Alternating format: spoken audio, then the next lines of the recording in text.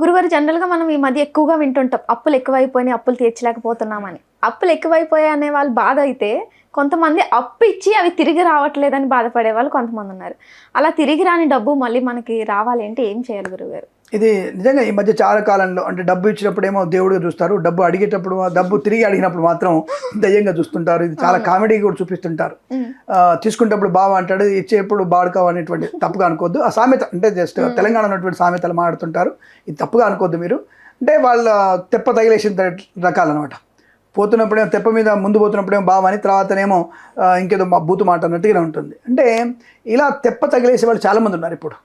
అందుకే కదా ఇప్పుడు ఆర్థిక నేరాలు అందుకే జరుగుతున్నాయి, అతి నమ్మకం వల్లనే.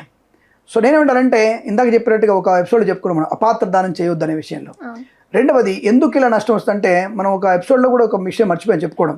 ఈ ఆర్థిక నష్టాలు ఎందుకు వస్తున్నాయనే విషయంలో మనం అత్యాశ కూడా ఒక కారణం. మనకు అత్యాశ ఉంటుంది. అంటే ఈ క్షణంలో మన డబ్బులు వచ్చేయాలి. నేను 10,000 పెట్టిన కిరణ్ శర్మ నా పేరు మీద బాగుంది అన్నాడు కిరణ్ శర్మ. నేను 10,000 పెట్టేస్తే నాకు షేర్ మార్కెట్లో 100 కోట్లు వస్తాయి. ఇప్పుడు ఎందుకు వస్తాయి అవి? నీ పుణ్యబలం ఉండాలి కదా, నీ పుణ్యబలం పెంచుకునే ప్రయత్నం చేయాలి.